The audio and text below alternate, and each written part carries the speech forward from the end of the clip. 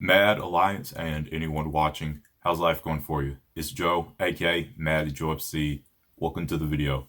So before I get into the video, I want to say something real fast. You could go ahead and skip on to the review if you want to. I just want to make it clear that yes, I still very well am doing reactions for Boku No Hero Academia Season 4. I just don't upload them on my YouTube anymore. I upload them on my Patreon. But yes, just because they're not on YouTube, that doesn't mean I've stopped doing them. And I'm only saying this because I've seen multiple comments saying like, Joe, bring back the reactions. It's like, seems like you've stopped caring about the reactions when I've explained multiple, so many times now, the reason why I don't upload my reactions on YouTube anymore. And because I've explained it so many times in previous videos, I'm not going to explain it again. And also, I get that there are a lot of people who probably don't want to pledge on my Patreon to see the reactions, but just because I don't upload them here on YouTube anymore, I don't think it's okay for people to act as if I've stopped caring about the reactions, and more so as if I've stopped doing them entirely, when most of you should know that is not the case. Most of you should know that I upload my reactions on Patreon. I say it at the end of literally all of my videos for any reviews I do for any shows that I watch. And there's always a pinned comment saying you can see the reaction and review on my Patreon. So there's just no possible way for anyone who watches my videos to not know that I'm still doing reactions and that they're just being uploaded on Patreon. I just want to get that out of the way right quick. Felt that's something I needed to say. So without further ado, let's get it. This is going to be my review for Boku No Hero Academia Season 4, Episode 9. Kick back, chillax, and enjoy the review.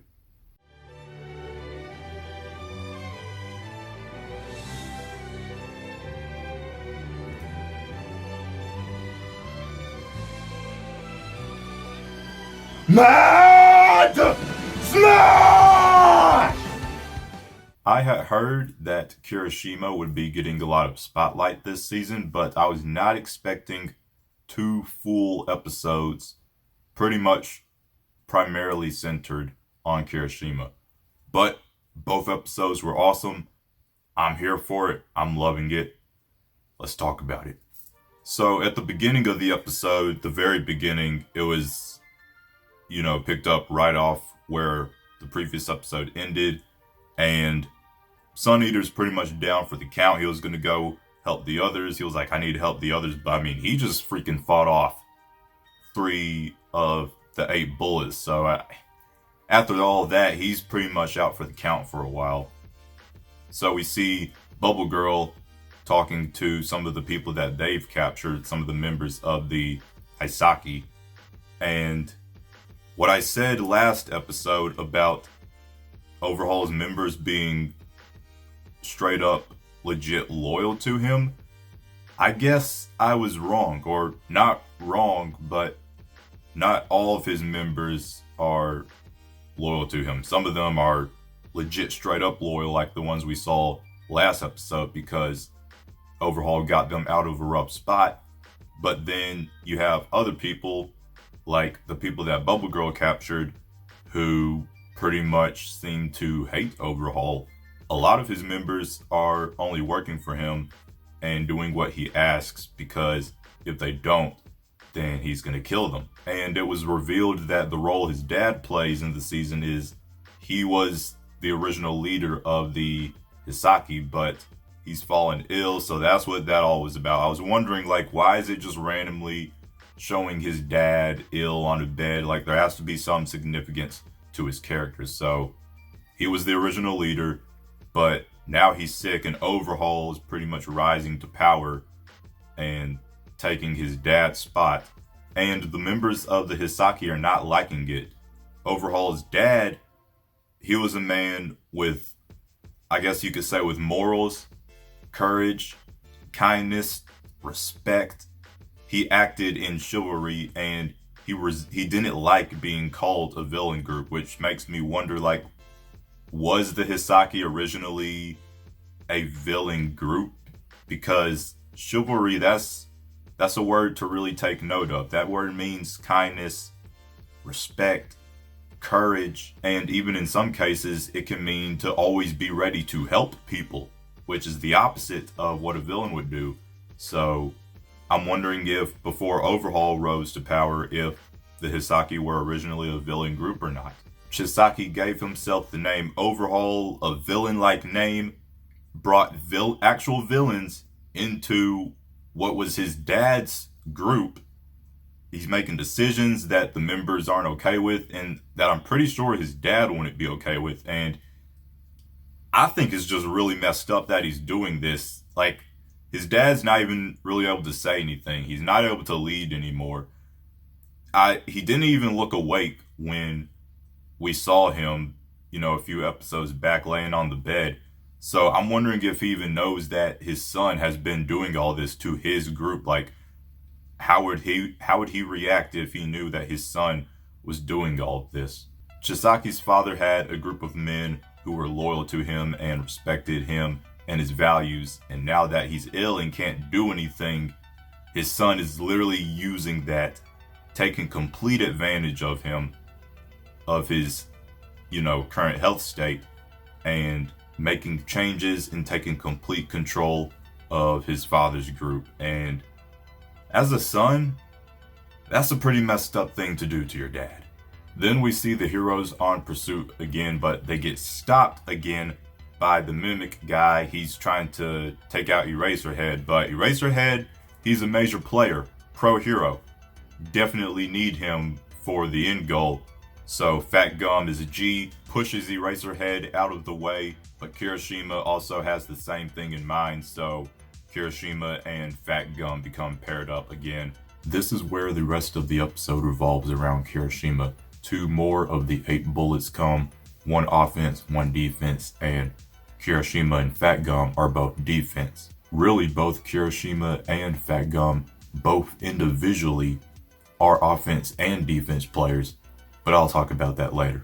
One of the bullets gave Kirishima a nasty hit and cracked both of his arms. When that happened, my skin freaking crawled. Have you seen one of those videos on one of those posts on Instagram where on someone's hand or arm or face, it's like this kind of circle like that, but on that lump circle of skin, there's like a bunch of tiny little holes. That's what Kirishima's cracked arms reminded me of, and it definitely made my skin crawl. My skin is still crawling a little bit from seeing that, because that's what it reminded me of, is some type of phobia. I was getting a little worried when I saw Kirishima feeling bad about himself, because just a few episodes ago, he had all of that amazing character development, and it was literally because of his will and his confidence, and his fighting spirit, that he was able to eventually take on the guy that he fought those few episodes back. So then, literally a few episodes later, seeing him, feeling bad about himself again, I was a bit worried. I was like, what's going on, my guy? You just had all this confidence and everything, but, just because you take a big hit from someone who's showing their dominance in the moment, that doesn't mean that you're weak or not any better than them.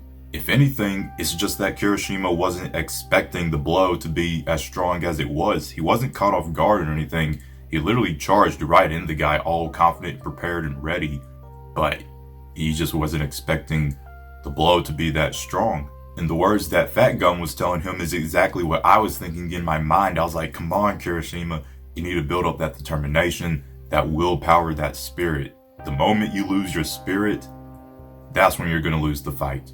I also want to point out the contrast between the 2 different 8 bullets in this scene. One of them seems to not like Overhaul at all, calling him Overjerk.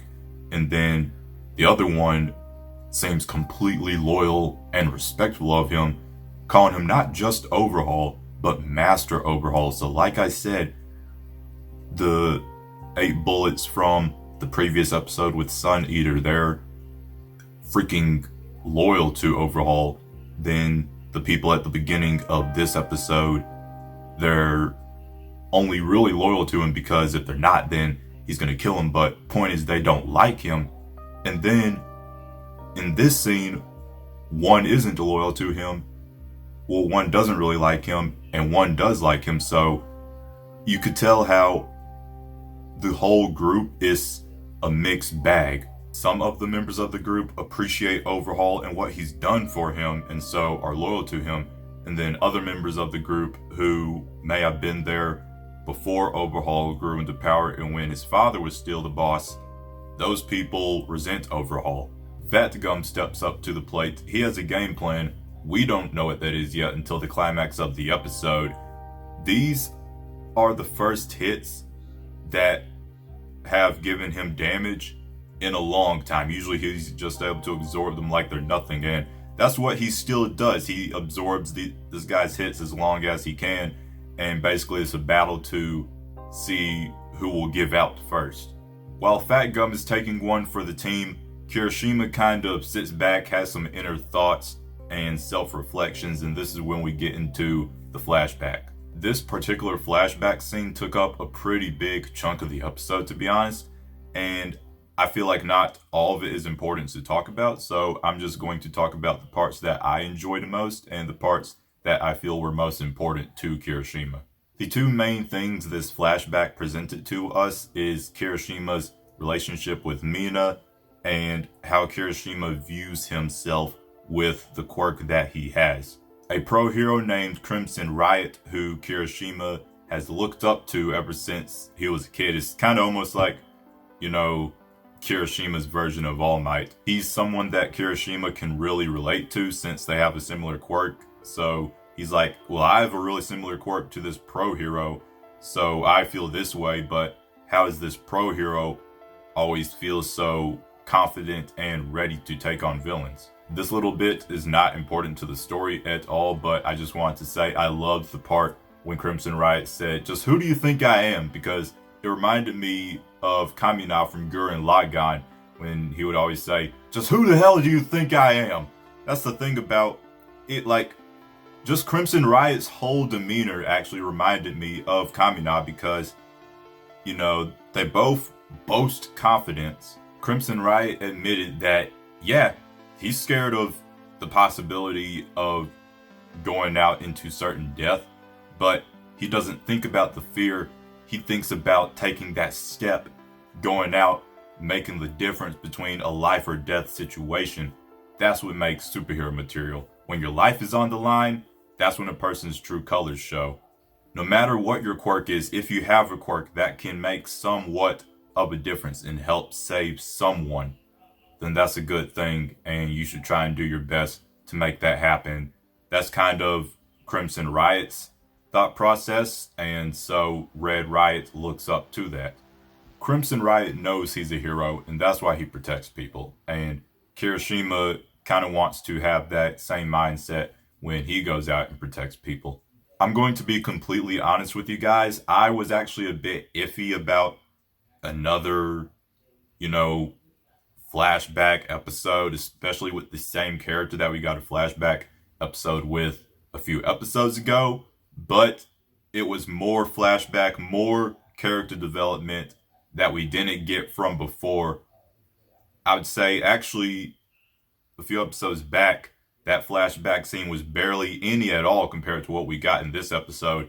And even though it took up a chunk of the episode, the payoff at the end, seeing Kirishima get back that willpower, that determination, his fighting spirit, basically covering his quirk with, I guess you could say, an aura, and that aura was his spirit. So even though his first Red Riot Unbreakable ended up being breakable, like I said, he wasn't expecting that to happen, but all you can do is just bounce back up, just harden it again. Each time it breaks, just harden it again. Don't lose that spirit. And so his inner thoughts and self-reflections, all that helped him come back in clutch, perfect timing, because Fat Gum, he barely had any shield left.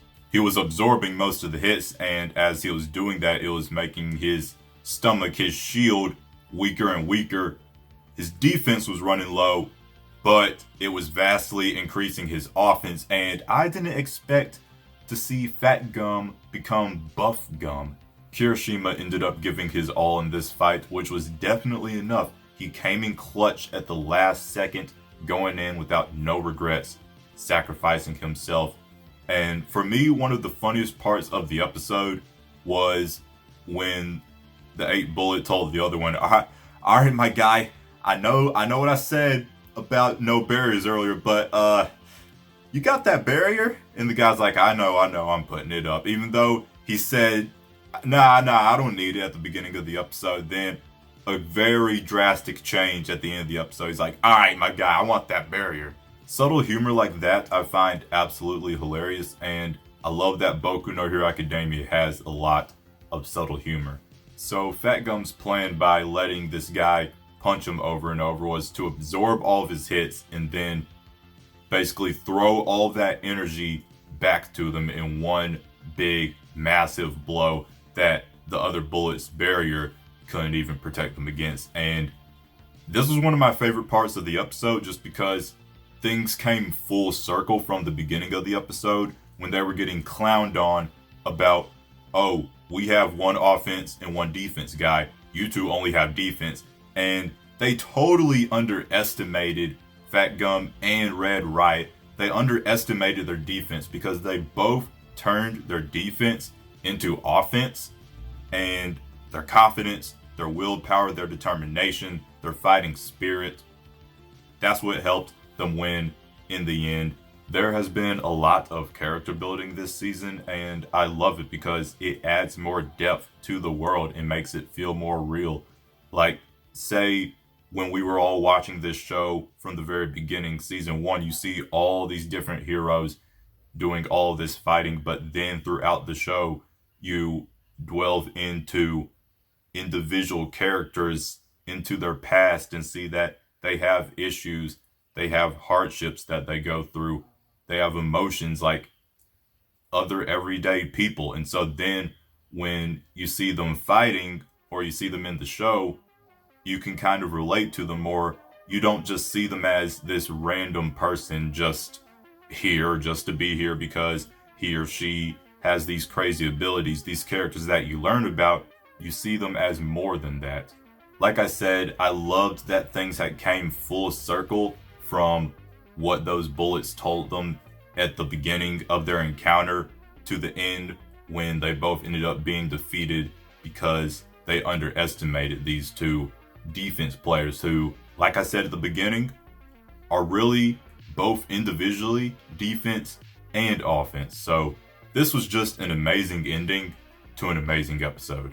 That is going to conclude this review for Boku No Hero Academia for the foreseeable future, as far as, anime and content that I make revolving around that. I'm only going to do reviews of the shows I watch on YouTube, and then on my Patreon, I'll upload my reaction and my review as I've been doing. Like I've said multiple times now, just want to still put that out there for people who may not know that YouTube, I've said this multiple times as well, but YouTube's giving me lots of copyright BS. And even though other content creators might get away with it, I guess I'm just one of those unfortunate people, even when I follow all the copyright rules and regulations and guidelines. So for the current future, all my reactions will be on Patreon, and my reviews and my thoughts on the episodes will still be uploaded on YouTube, and hopefully these have been just as enjoyable. Speaking of my Patreon, I want to give a shout out to Hall's House, Jeff Lewis, and Zephos. Once again, those are my 3 patrons who are pledged to my one and only tier on my Patreon, which gives them access to my reaction for the entire episode of any shows that I watch, as well as the review that I upload here on YouTube. I hope you all enjoyed the video. Let me know what you thought down below in the comment section. Links for all my social media will be down below in the description box. Mad smash the like button. Share this video with anyone who you feel would enjoy. If you are new around here and you like what you see, tap the subscribe button to join the Mad Alliance on our journey to 100,000 subscribers. And ding dong the notification bell to be notified of when I upload a new video. It's Joe, aka Mad Joe FC. I hope you all have a marvelous day. Mad out. And that's the video. Mad. Strong. Together.